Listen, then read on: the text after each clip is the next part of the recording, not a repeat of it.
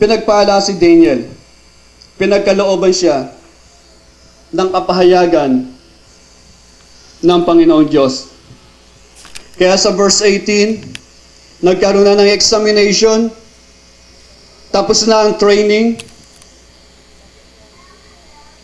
nakatayo sila ng matayog, nakaharap sila sa Haring Nebuchadnezzar.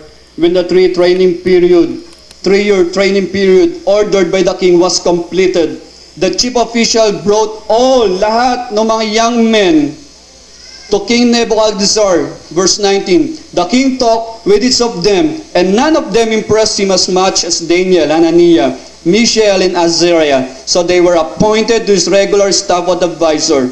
Anong message dito sa verse 19? Promotion.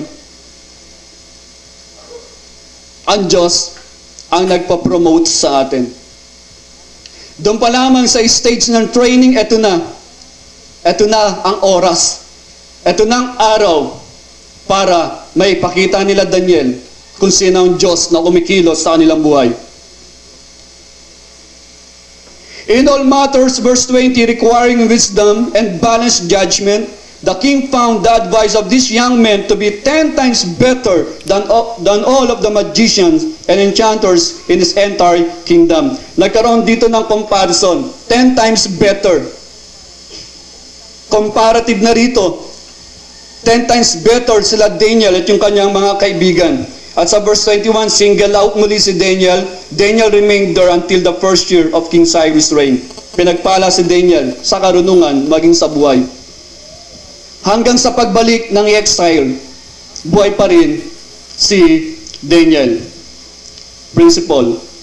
We are immortal till our task is done.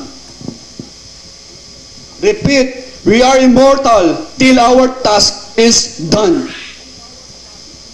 Hanggat meron ka pa dapat ipahayag mula sa Panginoon Diyos, hindi ka pa mawawala sa mundong ito.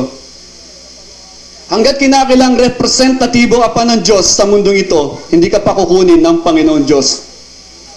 Nabuhay si Daniel ng mahaba.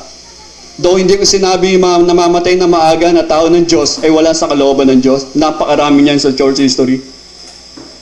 Pero ganun pa man, hanggat gusto ng Diyos na magamit ka pa sa pagpapahayag niya ng kanyang kalooban plano sa mundong ito, mananatili kang buhay. Pinagpala si Daniel. Manalangin tayo. Panginoon, maraming salamat po sa iyong kapahayagan na yung plano, kalooban sa mundong ito. Kami ay pwede magkaroon ng katiyakan dahil sa iyong mga hinayag sa iyong salita. Tanggapin namin ang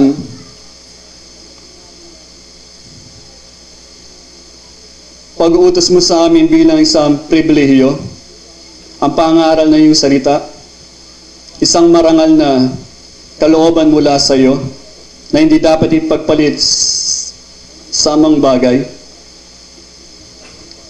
Maraming salamat, Panginoon, dahil ikaw ay isang personal na Diyos ng usap at nangusap. Isang Diyos na hindi malihim tulad ng mga Diyos ng pagano. Ngunit isang Diyos na naghayag ng kanyang sarili. Maraming salamat po sa iyong mga pagpapala sa amin. Sa mga kaibigan, sa aming mga nagagamit sa pang-araw-araw na pamuhay sa mundong ito. At higit sa lahat, sa hininga ng buhay. Sa pangalan ni Kristo. Amen.